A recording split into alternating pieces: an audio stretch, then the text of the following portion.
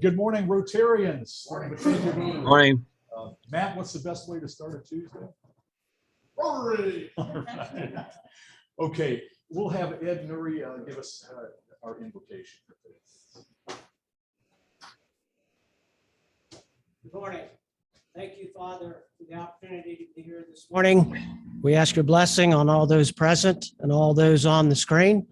We ask your blessings today to lead us and guide us and direct us and to do what is right and what is just. We ask your blessings on those that are not here, those that are hurting. Please be with them. Please guide them. Please direct them. Please be with them. In Jesus' name we pray. Amen. Join me in the Pledge of Allegiance. I pledge allegiance to the flag of the United States of America and to the republic for which it stands, one nation, under God, indivisible, with liberty and justice for all.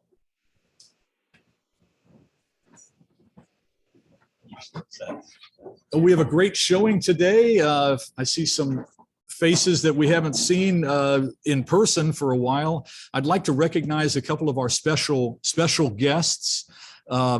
First of all, ladies first, Susan Wilkinson is our Assistant District Governor. Okay. And secondly, Adam Bird is here, our state representative, and we appreciate you coming, sir. And other distinguished guests, Robin Hakes is here, I see. I haven't seen Robin here. Barb Bruner is here in person, which is great to see. And we've got Wayne in the back here, enjoying those donuts, right, Wayne? Okay, yeah, there we go. And actually haven't seen Nicole in person for a while, although I saw her the other night at the Little Fork fundraiser. We had a table that we sponsored there. Little Fork raised nearly $80,000 for that effort out there. So that was very well received. It was a very interesting evening. They had an illusionist there, and that was really funny to hear him and to hear his presentation. We don't have any student of the months this month because we're going to start that next month. And Ed has already had me sign the certificates for the kids. And I see Michael put out an email. We'll have obviously students from Batavia and from CNE represented here. Along those lines, the same subject here. We had a letter from Haley Stegeman. I don't know which school was that, CNE or Batavia? I'm not really sure. Northeast. Okay, good. I'll read it real loud. I think this is important. She said, "I'm very honored to have received the Rotary Club scholarship. I will use this scholarship to further my learning and career goals at Miami University. I plan on either attending pharmacy or graduate school, so it is very helpful to have money to get me through my undergraduate. This financial support will take a huge burden off my back and allow me to focus on my studies. Thank you very much for your generous support. I cannot stress enough how grateful I am. It is very thoughtful and I will not take it for granted. Thank you, Holly Daniel." So I think that's very nice. And that's why we do things like golf outings and other fundraisers. It's very important to support our students, obviously. Speaking of the golf outing, Tony, would you like to give us a little update? Okay. Made a lot of progress in the last week or two. We met as a committee last Wednesday. We're from here until the outing starts. We're going to start meeting virtually, and then on the off week, we'll meet in person. Got a lot done this week, so we reached out to a lot of people. So fellow Rotarians, thank you for reaching out to your contacts. The whole sponsors are going real well. I think we're going to meet our goal of at least 20 foursomes. The big thing I think we need to try to concentrate on over the next 3 weeks leading up to the outing are raffle prizes, things to give away. We're also looking for somebody to maybe take the lead on that. So if you're interested in what I say when I mean take the lead, if you collect a raffle prize from a company or an organization, if you could bring them into Rotary. I know we're only meeting every other week, and we'll keep them in the cage until right before the outing. And then we're kind of looking for somebody to organize them, make sure they get to the golf course. And we could discuss that too. If somebody's interested, I can go over that with you, what all that entails. So that's where we're at right now. And I think it's going to be another really good outing. So looking forward to it. Thank you, Tony. And I just want to give a shout out to Shane. Also, both Tony and Shane are the co-chairs, and they're just doing a great job with the outing here. And Brandon is he's the ghost chair. And yes, Mary Jane. I want to say something about the raffle tickets that I handed out. Everybody was asking. Just do it one at a time because I don't like talking a lot. What I did is I handed out your raffle tickets. You have $100 worth of raffle tickets. Most of you have paid for those in your dues. If you didn't, it says O on it. You can get your $100 back that you paid in your dues if you sell the raffle tickets. If you are so inclined, you can still turn in the $100 if you want the club to get an extra $100. We did different raffle tickets this year, as you noticed. They're just regular tear off. Give one to the person you sold it to. Make sure they put their name and their phone number on the back. We are giving away a big screen TV, $250 Visa gift card, $250 worth of golf lessons. That's the three main ones, and a plethora of other prizes. We have a lot of prizes, but we are not going to list them all, but that's the three main big. Oh, and a YMCA family membership. So we have 4 large prizes and a lot of other ones. If you got any questions about the tickets, let me know, and I would be happy to give you more tickets. So, questions? So if there's an O on the envelope, it's already covered in the dues, or it's not? I think yours are paid for. Mail. That's paid, yes. Okay. Yes, yours are paid for. If you paid $600 in dues, your tickets are paid for. If you did not, then you owe for your tickets. If you're a question, ask me, I'll tell you. Don't ask me, you owe, I'll tell you. I'm still talking, shut up. Guard the mic. Okay. Since we're on to the fun stuff with Mary Jane, I think we'll do some fun stuff right now. Wedding anniversaries. I think Brandon, 28 years, can it be? Yeah. It's past Saturday. So you and Krista, right? 28. How many? There's nobody else, right? Nobody else involved. Well, congratulations. Congratulations. Okay. And birthdays. Len, get up here. Get up to the mic with our leather-lunged singer here. Well, we'll try again. How many birthdays is it? For those of you who may not know about this, what you're about to hear, it was introduced into this club in 1965 by the late Calvin Lewis as a way of getting around having to pay royalties for the happy birthday song. And we've been doing it ever since, one way or another. I picked up where Calvin left off, and Tony Reese has been, he's the next heir apparent, I think, but we'll try it. And here is a very worthy person. Thank you, Peter. 16 years ago in California, I called to see what their deal was on a Rotary Club in this part of Ohio. Len's was the phone number.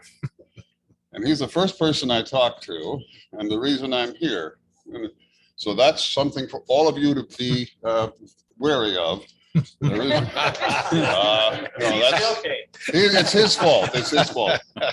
And so it's your birthday, or so we've been told. And though you seem ageless, you're another year old. On a cake there'll be candles all lighted for you. And everyone is singing, happy birthday to you. Thank you, Peter. Appreciate it.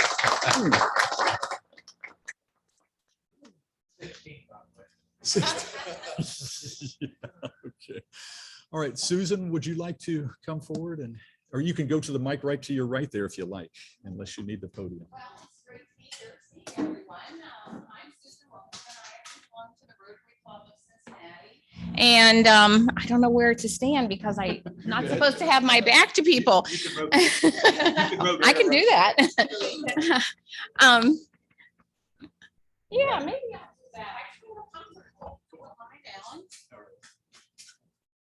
So I belong to the Rotary Club of Cincinnati. I've been a Rotarian for 20 years, and this is my 3rd year to be your assistant governor. I'm thinking maybe in the last Rotary year, I may have come in person once, but most of the time, obviously, it was via Zoom. So my role is to keep you informed on what's going on in the district. I serve as a liaison to our current district governor, Carol Hughes. A couple of things I want to mention. Carol actually will be visiting your club on September 7th, and I will likely also come visit again on that day. In the fall, our district typically has a session called Trilogy, but they're changing the name of Trilogy this year to District Vibrant Club Workshop. And it will be held on, instead of in September, it will be actually held October the 19th. It will be entirely via Zoom and will begin at 6:30. And it'll cover the topics of membership, the RI Foundation, public image, and youth programs. So again, that's October 19th, and more information will be coming on that. I was in the RI website yesterday, and I see you currently have 31 members, and in chatting with Alan, you have a number of prospects. So it seems like this is going to be a very good year for Batavia Rotary. So looking forward to seeing you increase your membership. Some of you will remember when Sigrid Solomon was district governor, she had planned to do a Build a Bed Day. And of course, because of COVID, it got canceled. It's my understanding that that has been rescheduled for September the 25th, and it will be billed as a Rotary Day of Service. So please look for additional information on that. We will have matching points again this year at the district. So if you donate $100 to the RI Foundation, they actually match that with points, and you get 200 points. So to help you get on your way to earn those 1,000 points for your Paul Harris Fellow. So again, that will be a program that will be underway this year. There are several thousand points available, so feel free to take advantage of that. And then the last thing I want to mention is a new program that they're initiating in the district. And Alan, I think you got this flyer. It's called the 125 Club. And of course, the intent here is to increase the amount of dollars that we give to the RI Foundation, because remember, in 3 years, a percentage of those dollars come back to our district, and that's how district grants are funded. So the intent of the Club 125 is you give $100 to the Rotary Foundation, the annual fund share, and then $25 to Polio Plus. And they've designed a little pin for people who give that money and so forth. And so again, a new initiative in the district, all to help increase funding that ultimately comes back to our Rotary clubs. So that's all I'm sorry? That $100 will count towards the matching, correct? I would imagine. Okay. I don't know that for a fact, but I would imagine it would. So, all right. And I'm here, you know, if you have any questions, I'm looking forward to visiting with you additionally in this coming Rotary year. Thank you. Thank you, Susan.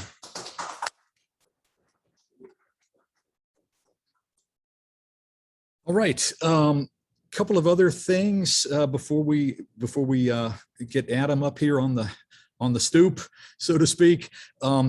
Just as a reminder, the next meeting that we have on August 31st will not be here. Okay, it's going to be an Empower Youth. You can thank Barb Bruner for that. It was her idea to not move our meeting, but Barb suggested Empower Youth as a charity that's very near and dear to her heart. And I think I see Mary Lynn, other people nodding. It's a really, really good charity. Matter of fact, they're going to be the major recipient of our proceeds from the golf outing. Okay, one of the major recipients along with the seniors. Okay, so we want to balance that out with youth and seniors as far as recipients go. But we decided to have a service Tuesday. It would be most effective to have all of us present if we can. And that's out on Ohio 125. I'll get the address to you if you don't know where it is, but we'll be meeting out there at 7:30 on the 31st of August. Okay. And it's on the calendar. Yeah. So like if you just, yeah, like Brandon said, if you mouse over it on the calendar, that'll have the address on it. Right. Thank you. Okay, good. So let's make a note of that. Of course, we'll put out a couple of email reminders about that. Other than that, we have Happy Bucks And typically with Happy Bucks, we have a joke, right? But I'm sure nobody has a joke. So I decided to come up with a couple, all right, that I got from a friend of mine. And these came from, apparently there's some gentleman, I guess, who has a marquee over in Indian Hill. And maybe you're aware of it, but somebody took pictures of what he puts out there. So these are a couple of the ones that if you don't see them, if you just hear them audibly, then you understand it. He has some other ones that if you see them, they're really hilarious also. So I'll just read a couple of these off. Nothing tops a plain pizza. The girl in the middle of the tennis court is Annette. Be careful when you eat at Salmonella's Diner. Ghosts like to ride in elevators because it lifts their spirits. Okay. What do you call a hippie's wife? Mary Jane? Mississippi. Water is heavier than butane because butane is a lighter fluid. Okay. And finally, I'm going to start collecting highlighters. Mark my words. Okay, I thought those were pretty funny. But at any rate, is anybody happy today? We're doing some Happy Bucks here. Harry, get up here.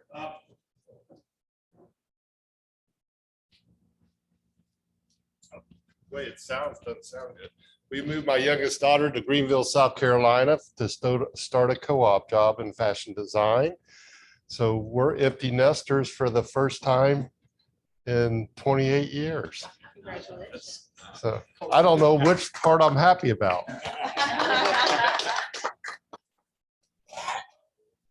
All right, Alan, we're happy to have Adam Bird here and the membership here. It's good to see everybody smiling faces. So here we go. Thanks.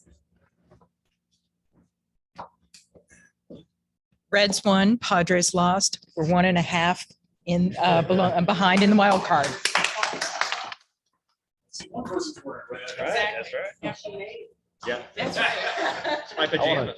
I want to give $1 for the generosity of our Rotarians, because working this golf outing, we get a lot of outside money, but the generosity of our own Rotarians with the whole sponsorship. So. Bucks for Tony, Mary Jane, Brandon, everybody that's helping out with the golf. Alan? I don't, Alan. Well, thank you. Let's see, first of all, I'm happy to be anywhere this morning. And secondly, I'm happy to see everybody looking so well this morning. This is a wonderful group. Not only did the Reds win, the Bengals actually won a preseason game. They sacked Tom Brady, which was probably never happened before. UC football is getting ready to start. It's a great time of year. And Harry, I've been an empty nester for quite a while now. My advice is downsize as soon as possible. Don't give him a chance to come back.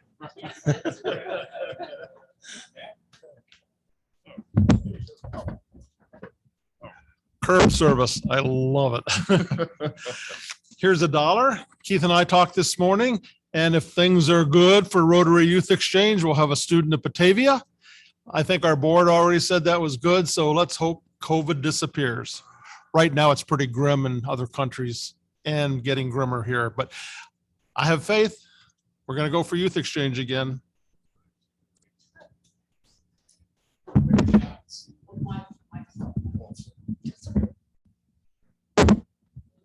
Happy Buck for having Adam here today, as well as I got one of my 2 that are still at home, settled in North Carolina in Durham.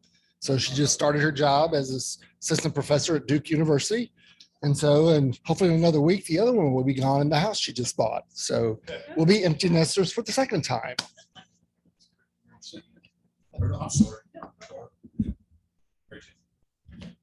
This is for Wayne and Harry and Keith because school's starting. And so they've been off all summer doing nothing. So now they're going to have to go back to work. That's all I can tell you.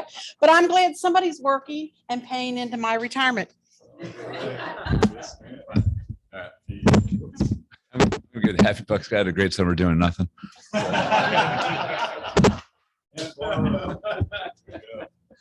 I'm just happy to be here this morning, and I miss seeing all your happy faces, and it's just good to be back. And the remodel project is not done.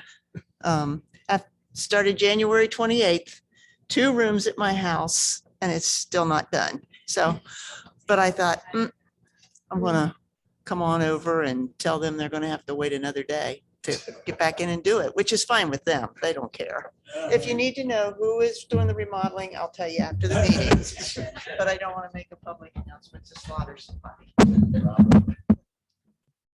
I just want to say I'm happy to be here, happy to see everybody in person. Zoom is wonderful, but nothing compares to seeing people in person, and to say how blessed we are to live in this country at this time. Anybody else?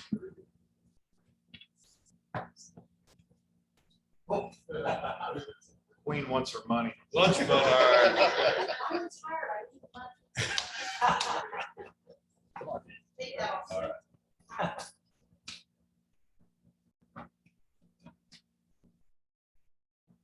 Right. I want to thank Alan for asking me to introduce our speaker this morning. Alan and I have been talking all summer.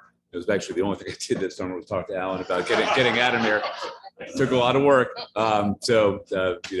We really appreciate Adam. He's going to come here and speak just a second. Just a quick story, about as a school superintendent, and Adam can actually attest to this. We spend a lot of time working with our local elected officials and kind of paying attention to what goes on in Columbus. And having been in this business for a while, I can say without reservation that I have been thoroughly impressed with the job that Adam has done. I've never seen a freshman member of the General Assembly come in and hit the ground running like Adam has.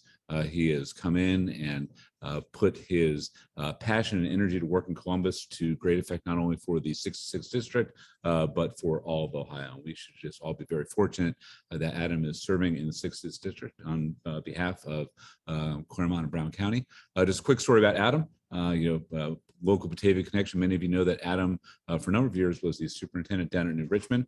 But in between New Richmond and when he finally arrived full-time in Columbus, we had the good fortune in Batavia to have Adam work with our students in Batavia for a year at Batavia Middle School. And I can tell you, as superintendent, my office, many of you know, is right at the middle school. And I had the good fortune to be working side by side with Adam every single day. And I really got a chance to know Adam well. I can tell you that not only does he have a heart for students, he has a heart for service and a heart for our community. And we are very blessed to have him representing all of us in Columbus. So without any further ado, Adam Bird.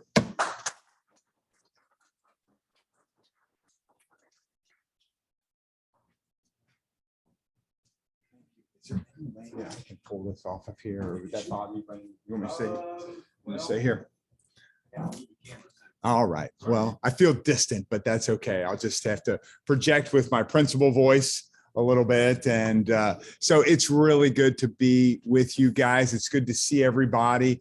And I know a lot of people they've missed socializing and they've missed seeing people in person. And I had the opportunity to go to the ATP tennis tournament last night, and it was great to see a crowd of people out and about and enjoying that. And so thank you so much to the kind words from Keith. And the other person that I'd like to recognize this morning is Barb Bruner. She had a very direct and impactful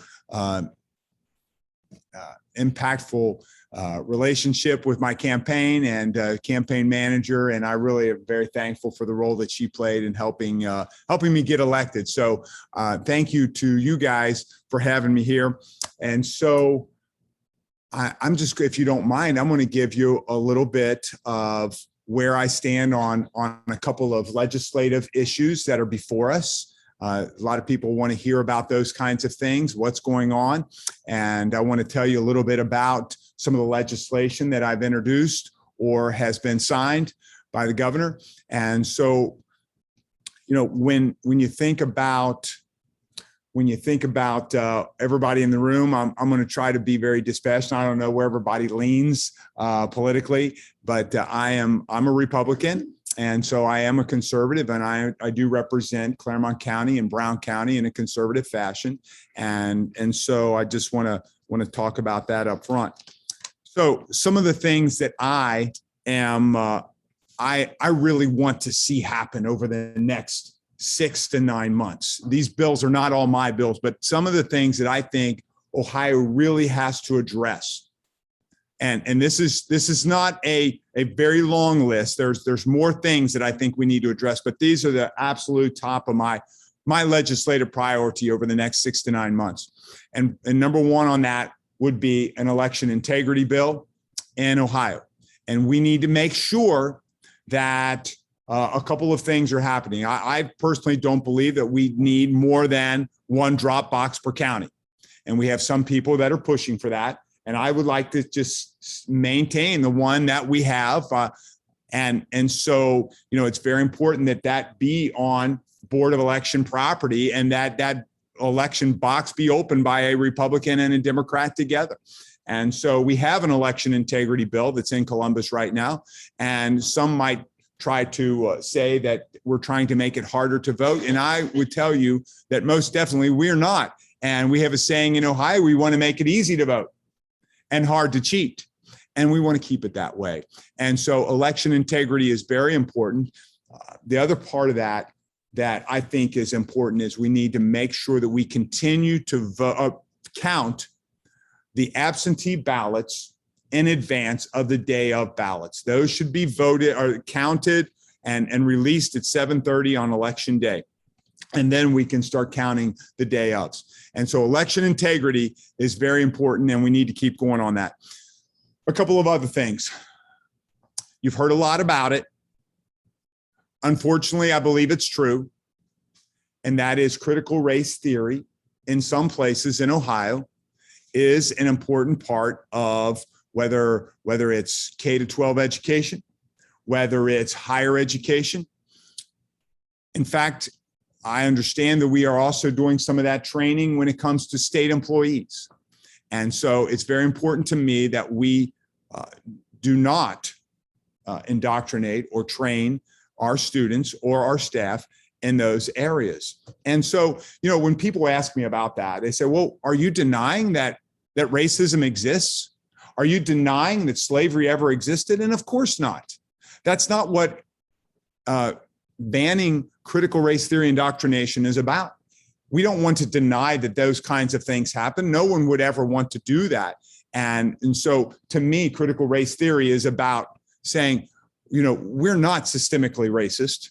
We have a country where people can prosper no matter your background, no matter your skin color. You have the ability to move up, to prosper. We have a president who is African American. We have mayors across America. We have governors across America that are able to succeed. And we have a great country that allows you to rise to the top, no matter your background, no matter your skin color.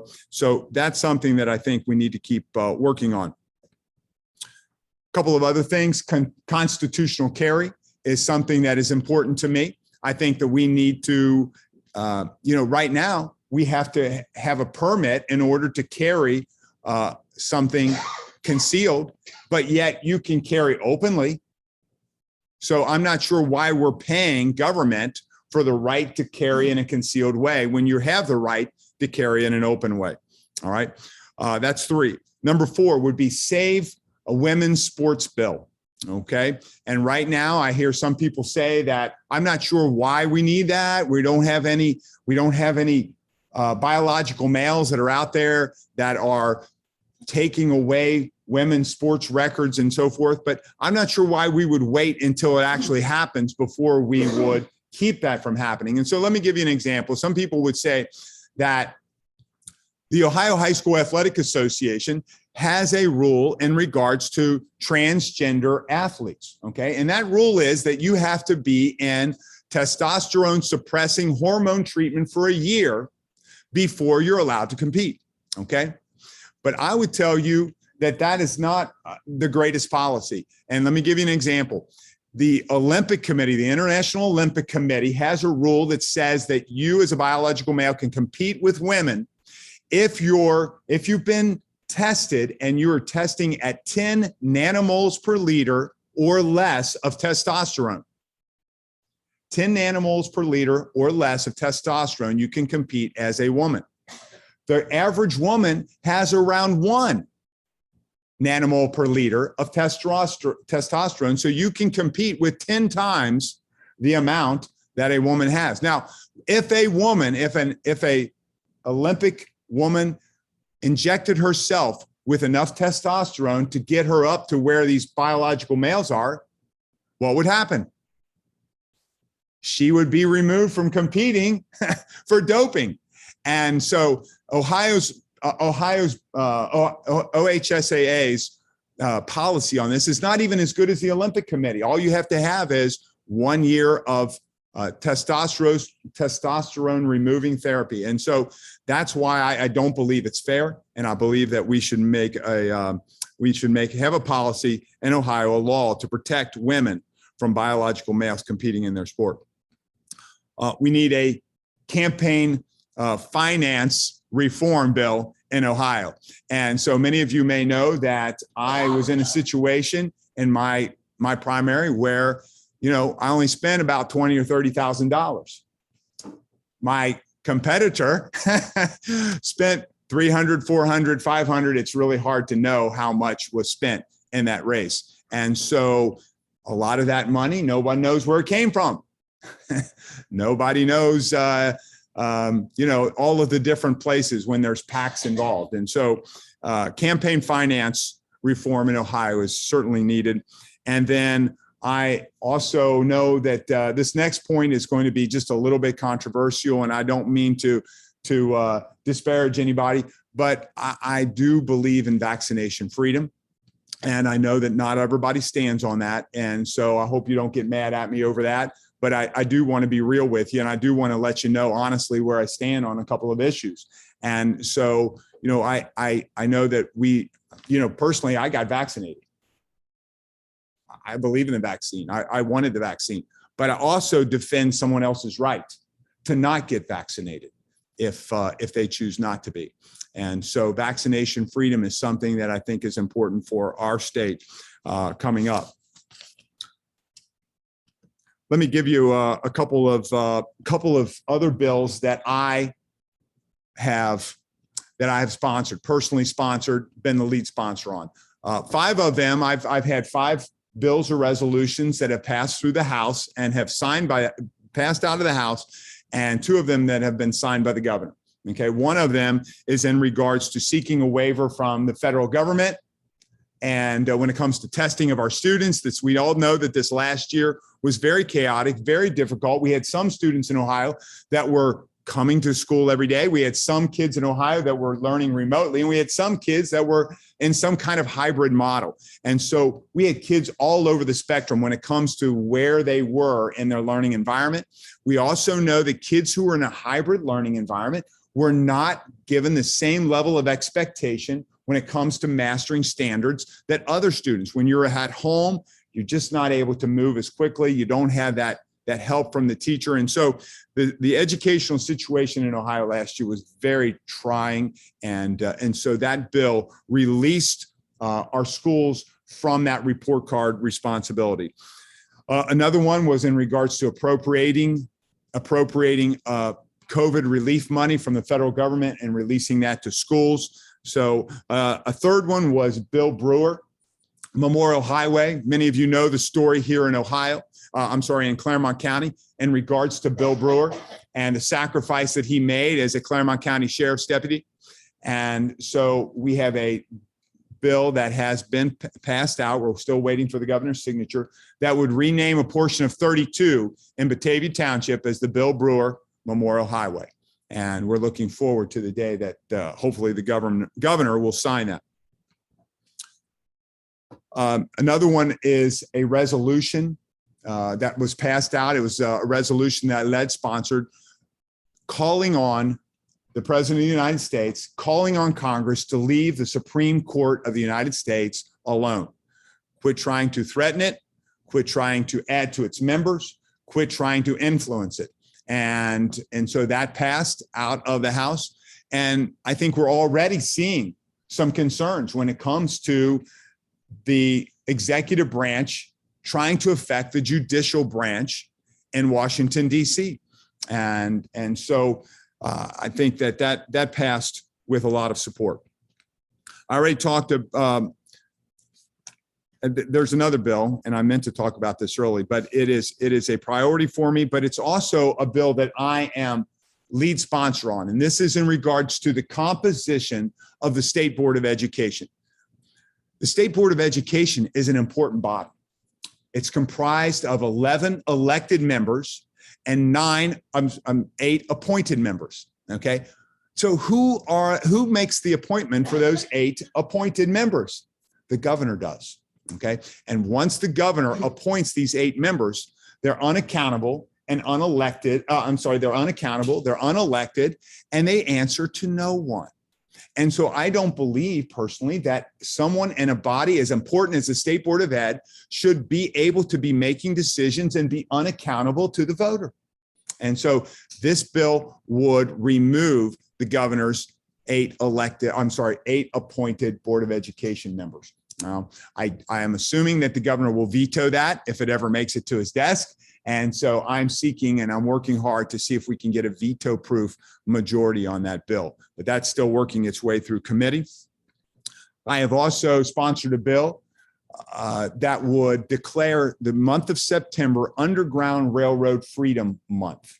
All right. So we all know the very important part that Claremont County and Brown County played in the Underground Railroad during those years preceding the Civil War. And it was very risky.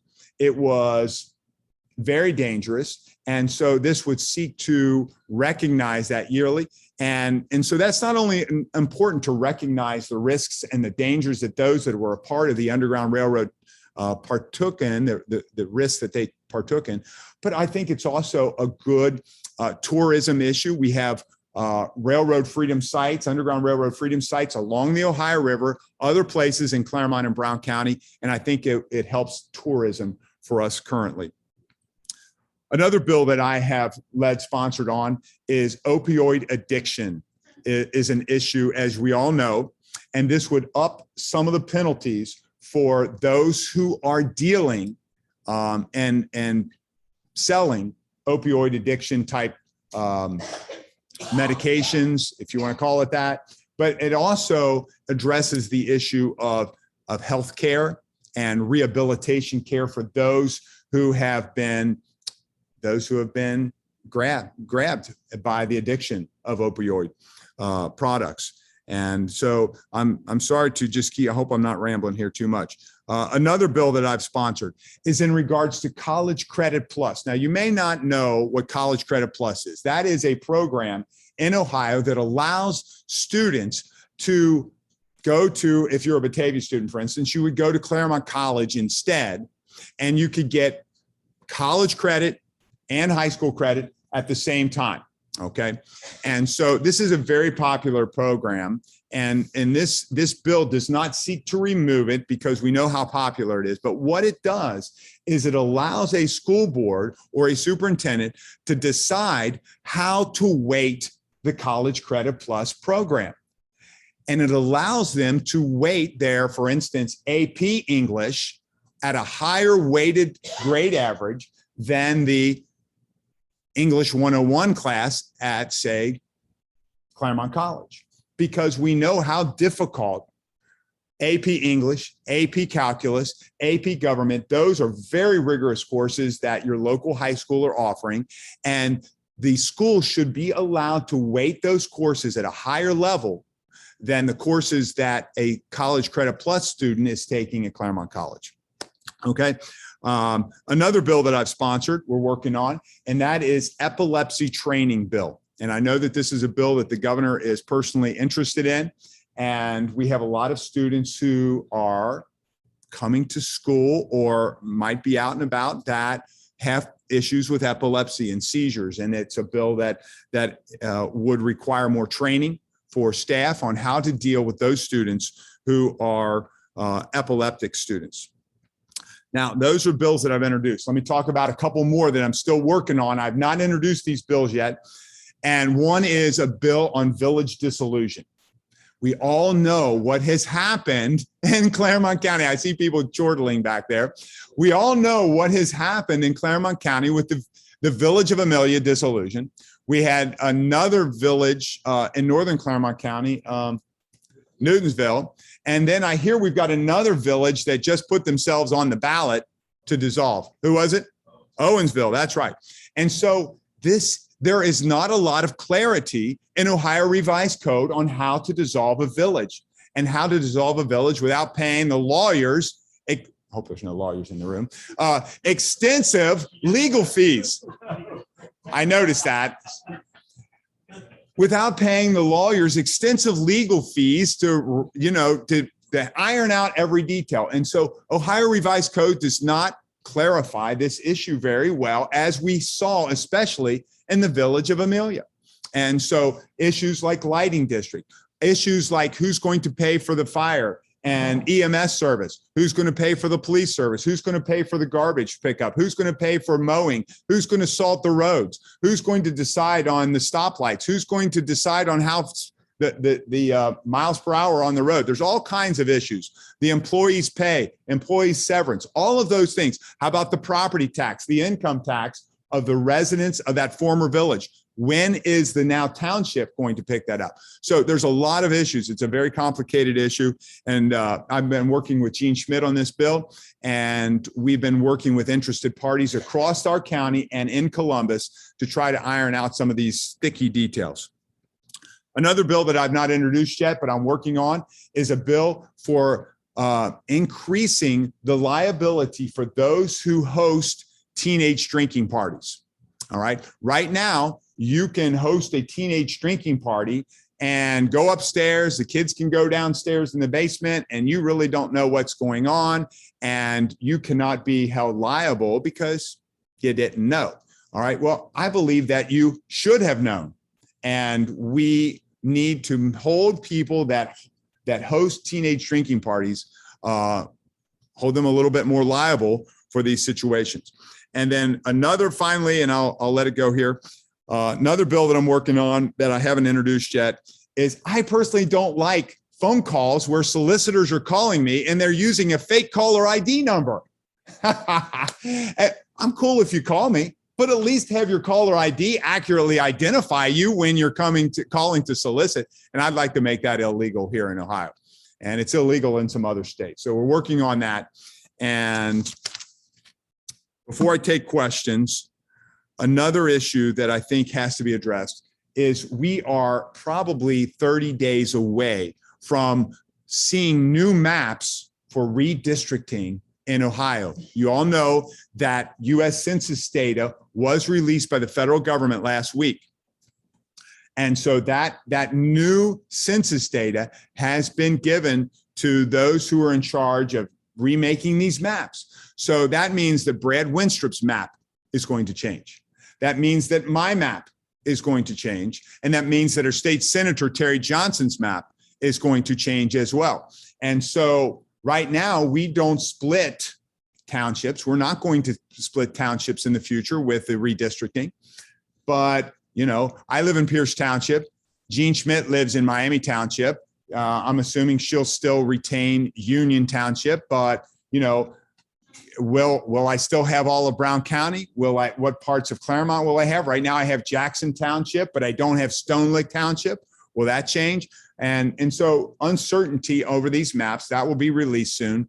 And we'll know a little bit more very soon about redistricting in Ohio. That's about as much as I had planned to address, but I'm willing to take some questions if you've got them. Yes, sir. Not political at all, but what surprised you upon arrival in Columbus as a new legislator? What was the biggest surprise you had? How many people there are to get to know was a big surprise, because you try to get to know your other Republican colleagues in the House, but then, oh yeah, I should probably get to know the Democrats too. Oh yeah, I probably should get to know the senators too, because if I want my bill to pass, I not only have to sell it to my colleagues in the House, I've got to sell it to my colleagues in the Senate. Oh yeah, I probably need to get to know the people from the governor's office because I want him to sign it. And oh yeah, I better get to know those lobbyists that are for or against my bill because I don't want them trying to shotgun my bill. And oh, I better get to know the staff, the aides for the other members of the House. And there are just I didn't realize how many people there are to know. Oh yeah, maybe I should get to know those people from the auditor's office. Oh yeah, what about those people in the Secretary of State's office? And the list goes on. And the number of lobbyists in Columbus is astronomical, okay? Because everybody has their own group of lobbyists. There is, County Auditors Association, and there's the, just all kinds. I mean, there's the Superintendent's Association, and the Carpenters Association, and there's a group being represented. Every group that you could think of is being represented in Columbus in some way. So getting to know all of those people, getting to know their names, and developing a relationship with them is important. And here's the other thing that I would say. I think that term limits in Ohio are a good thing, and we have them here. We probably need them in Washington, D.C., because we've got people in Washington, D.C. that have been there for 30 or 40 years. But in Ohio, I can only serve in this position for 8 straight years. Okay, and that's a good thing. But institutional knowledge, historical knowledge goes out the door when somebody reaches that limit of 8 years and they leave. And so who has the institutional knowledge? Who has the historical knowledge? It's the lobbyists that have been there for 20 or 30 years. And they know that this bill was tried 20 years ago and it didn't work. Or it would have went better if you'd have done this. So getting to know a lot of people, that's definitely been a surprise. Other questions? In the back. You made a comment, you said that you believe in vaccine freedom. Can you explain what that means to you? Well, there are a lot of, there's some complications obviously to this issue. And so, when we talk about legislatively the issue of vaccines, there are three parts to this that I think have to be considered by legislators or any lawmaker or by the governor should he sign such a bill. One is the freedom of the individual. Number 2 would be what is in the best interest of our society regarding public health interests. That should be a second consideration. And a third consideration should be the rights of the employer to set the conditions of employment. And those interests compete against each other. Because we've seen demonstrations already from employees across Ohio that do not want a vaccine or don't want to be required to take a vaccine. And of course, we have hospitals that believe that their staff should get the vaccine. And so I definitely understand all of these sides, and we've been looking and addressing, not addressing, but we've certainly, I'm on the health committee, and we have been studying on this issue for several months now. And so when you think about hospitals, they're taking care of perhaps immunocompromised patients who wouldn't do well around somebody who might not be vaccinated. That is a big, big concern. When you think about government telling an employer, you have to do this as a condition of employment. That doesn't feel good to me as a Republican, as a conservative. We don't like telling employers what you can and can't do. We like for an employer to be able to set their own conditions of employment. But we also don't like telling people, taking away their personal freedom when it comes to vaccines. And so this is a very complicated issue and a very difficult issue. But when I consider those three things, I think that I'm going to end up falling on the side of personal freedom. And so there's a bill that many of you know about, House Bill 248, which is a very big bill that composes that includes the flu vaccine, that includes mumps, rubella, you know, all of those kinds of things. And I'm not sure that that bill's going to make it to the finish line. But I do know that we have a vaccination freedom that has already passed the House. And that is that you cannot require someone to get a vaccine that has not been authorized, fully authorized. And we know that the COVID vaccine has not been fully FDA approved. It's still under emergency. And so I voted for that bill because I don't think that we should force someone to get a vaccine that has been fully authorized by the FDA. So it's a tough question, and I appreciate the question, and I hope I addressed that with enough specificity. You know, the real tough question will be, will the FDA eventually approve the COVID vaccine? Probably. We don't know how quickly that'll be. Typically, the FDA, when they act, they take 10 years to study something, and so will they do that level of diligence when it comes to the COVID vaccine, or will they succumb to the pressure of our governor and to the pressure of our president, who have both said they want the FDA to pass it soon? All right. Any other questions? That was a tough one. That was a tough one. Any other? Barb? Didn't mention this, we're having a fundraiser Monday night at 6 to 8 over at the Township Park. Yep. From 6 to 8, Raiders Ice Cream Truck's going to be there. It's only $25. So come. You know, most fundraisers are, $500, $1,000, whatever, and we want to keep it simple for you. So $25 and come and I've got elected officials coming. I've got a big crowd. You can come and meet and mingle and get to talk to a lot of people. Adam, thank you so much for your time. All right, appreciate it. Thank you. Thank you. Yep. And we won't let you leave empty-handed here. We have the highly revered Rotary coffee mug. So please take that with you and remember us. Can I put that on my desk in Columbus? We would love that. All Yes. right, Thank do you it. so Thank you. much. Okay. Thank you for your time. Very good. I'm sure we had a lot more questions for Adam, but we know where to reach you. Rep 66 at ohiohouse.gov. Rep 66, and when you email that, you can get my newsletter. I have a weekly newsletter. Okay, that sounds great. Thank you. All right.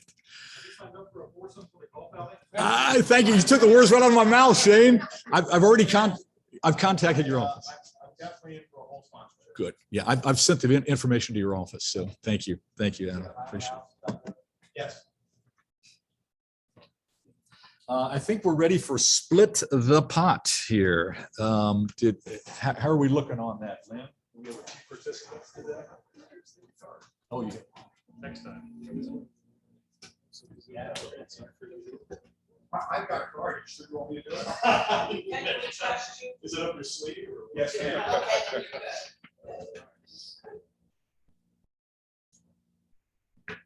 It's a diamond, but the 9 of diamonds. Oh, yeah. Hold on to those cards. Hold on. It's got a bingo. All right, very Shane's got the money. Okay.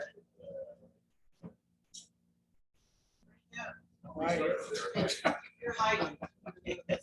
I think it's just that light bouncing off of something. Makes me more visible. Okay, just like to thank our guests for being here, Adam and Susan, and just everybody that we haven't seen for a while. It's been great having your attendance. We'll go ahead and finish the meeting here. I'd like to just remind you, next meeting, August 31st, is not going to be here. Okay, and we'll put out an email on that. It'll be over at Empower Youth. We would normally sing, but we're a little bit, and I know that not everybody wants to sing right now, so we'll get up and we're going to do the 4-way test.